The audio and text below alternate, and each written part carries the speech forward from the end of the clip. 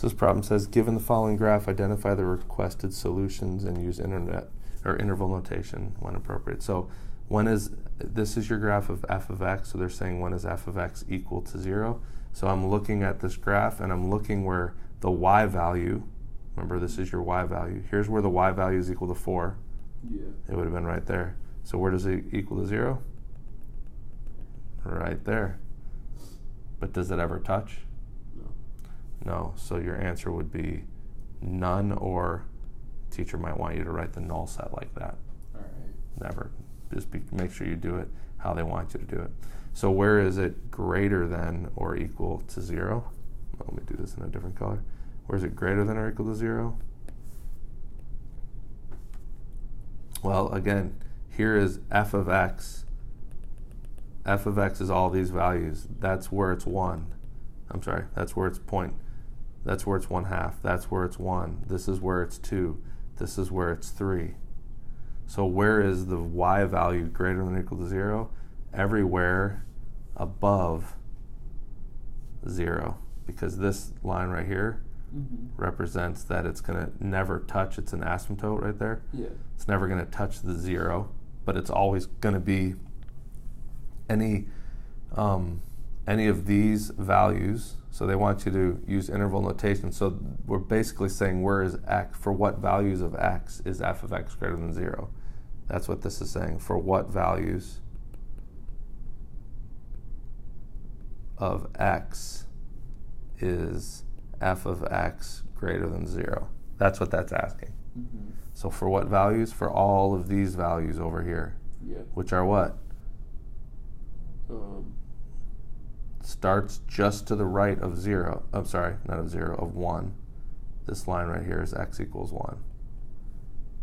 So it starts just to the right of 1, and every other value to the right of every other x value to the right of 1 so greater than 1 has a y value greater than 0. So we would write this as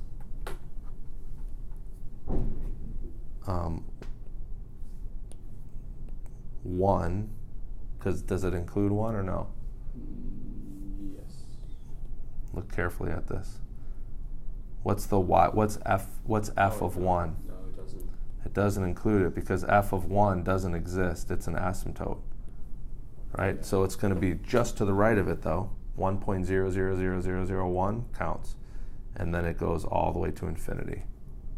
Make sense? Yeah.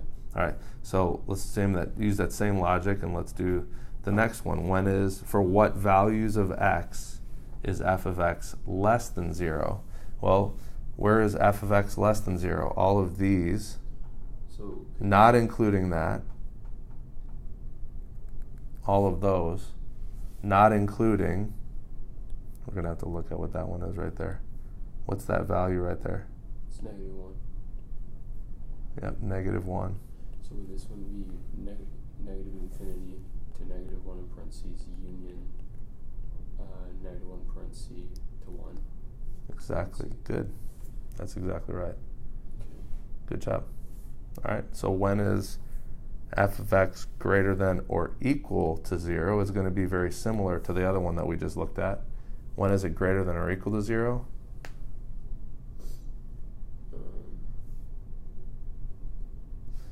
We said when is f of x greater than 0? Would it just be the same? It would be the same thing because it's never equal to 0. So because it's never equal to 0, we don't have to even include that. So it's from 1 to infinity. And then when is it less than or equal to 0? Very similar to the purple one we did before. When is it less than or equal to? It's going to be the same as... It's going to be the same. That's right. And there are your answers. So what if I asked you another one? When is f of x equal to 2? What would the answer be for that one? It's equal to 2 at...